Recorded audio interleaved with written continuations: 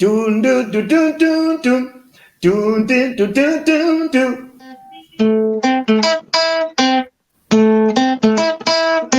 Tweet tweet doo doo doo doo doo. Tweet tweet doo doo doo doo. Tweet tweet doo doo doo doo doo. Tweet tweet doo doo doo doo.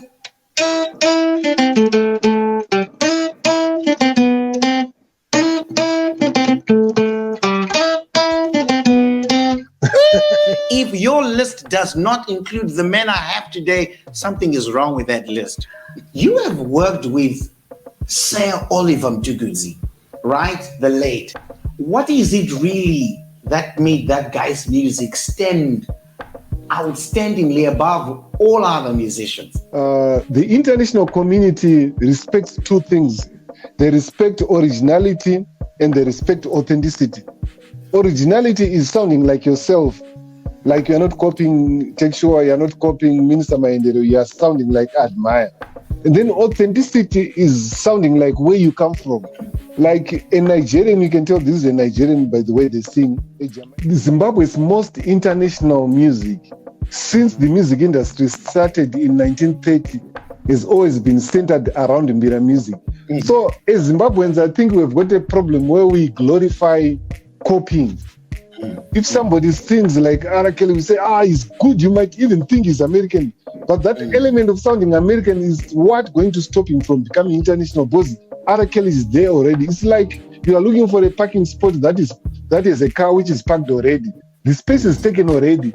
America is not looking for another R. Kelly. They have him already. He's there in American prison. They want something from where you come from. If you look at all the artists that became international in Zimbabwe, we've got Bundu Boys, Oliver Mutukudzi, Thomas Mapumo, Stella Chiweshe, Chioniso Maraire. We've got Mokomba and some other groups on Bulawayo like Iasa. All those musicians, they became international because their sound was very Zimbabwean. If you listen to most of our artists trying to sound American, some of them, they sing through the nose. They don't even hear that they are sounding funny. And even they can tell that this guy is trying to copy us. Mr. Mora, tell me something. We call it mother tongue interference. It's called mother tongue interference. Your mother tongue interferes with the pronunciation. How often do you tell people the truth that, hey, Baba, you're trying to sound funny? Have we ever told somebody that your accent, you're not being authentic? Are you that brutal? Yeah. When you're, I use what I call a criticism sandwich, which is where you praise the person, you tell them the good side of what because no one can be bad 100%. Then after you tell them what they are good at, you go straight to the point where they have to correct. Have you given that to some of these big guys we now know, like Ja Praiser or Mara Brown? Have you given that to them, and what was their reaction? The first time I worked with Ja Praiser was 2009. I simply encouraged him to carry on with what he was doing, because he was doing a sound that was very Zimbabwean. And I simply told him that if you stick to this sound, you are going to be big. And for sure, he became big. By the time Tuku passed away, that was 2021, in my mind I was saying, you know what, I think one person who can really fill up that gap is Ja Praiser.